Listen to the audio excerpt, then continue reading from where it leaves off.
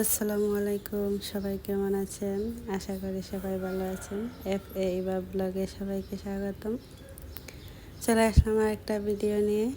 আর শুরুতেই আপনাদের কাছে অনুরোধ, প্লিজ লাইক দিয়ে পুরো ভিডিওটা দেখে নেবেন। আশা করি আপনাদের ভালো লাগবে। আর এই তো এখানে সব দুপুরবেলা ফাতিহা গোসল করিয়ে দিয়েছে। তো প্রচণ্ড গরম পড়েছে, তাই সবাই তরমুজ খাচ্ছিলাম।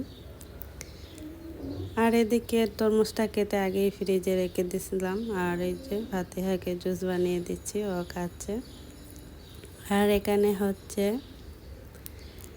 কাঁকড়া, সামুদ্রিক কাঁকড়া, এই প্রথম কাঁকড়া খাবো। তো এদিকে বাছতে দিয়েছি। তো যখন বাছতেছিলাম তো অনেক সুন্দর ঘ্রাণ আসছিল, কিছুটা চিংড়ি মাছের মতো।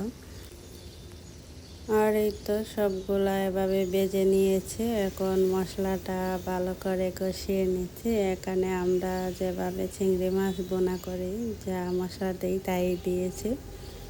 তো কাঁকড়াগুলো ঢেলে দিলাম।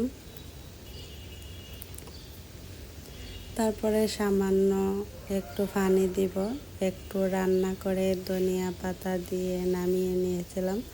তো কাঁকড়াটা অনেক মজা লেগেছিল খেতে। আর প্রথমে ভেবেছিলাম এই কাঁকড়ার পাগুলো অনেক শক্ত হবে, তো খেতে পারবো কিনা। শুরুতেই অনেক কিছু মনে আসছিল। আর প্রথম যখন খেয়েছিলাম তো অনেক ভালো লেগেছিল। আর এই তো ধনিয়া পাতা দিয়েছি, অল্প পানি দিয়েছিলাম। তো আর একটু শুকিয়ে আসলে নামিয়ে নিব। তো দেখতে যেমন সুন্দর হয়েছিল, খেতেও ভালোই লেগেছিল। আর এই তো প্লেটে সাজিয়ে দিয়েছিলাম ফাতিহার আব্বুকে। তো খাবার সময় আর ভিডিও করতে মনে নেই, তো যখন খাবার শেষ হয়ে আসছিল আমাদের, তো এই সময় তোলা কিছুটা। আর এই তো হাড়গুড় কাঁকড়ার, এগুলা অনেক নরম ছিল, মচমচে। তো ফাতিহারও অনেক ভালো লেগেছিল। আর এদিকে বিকেলবেলা ঝড় বৃষ্টি এসেছিল, তো প্রচুর জ্বর হচ্ছিল। বারান্দায় কিছু সময় আমরা বসেছিলাম।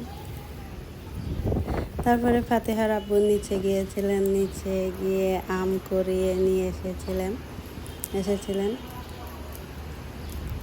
তো এই আম গাছটা অনেক বড় নিচে বাসার মালিকের। তো বাসার মালিক, ওনাদের সাথে আমাদের অনেক আগ থেকেই পরিচিত ছিলাম।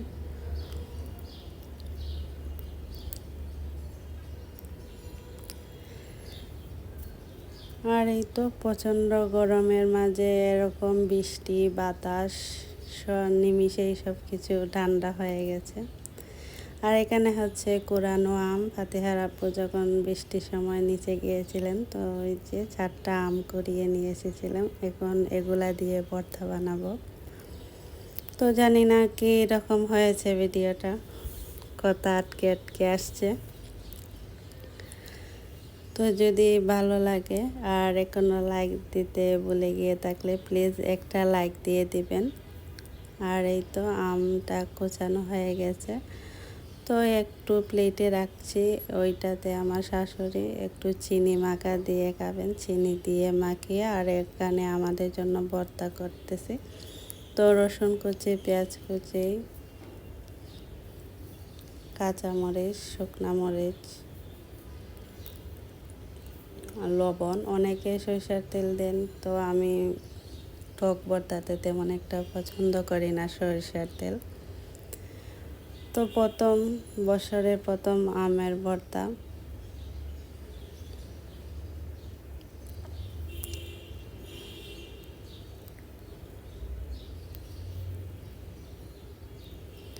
আর যারা আমার চ্যানেলে নতুন, তাদের কাছে অনুরোধ, প্লিজ সাবস্ক্রাইব করে পাশে থাকবেন।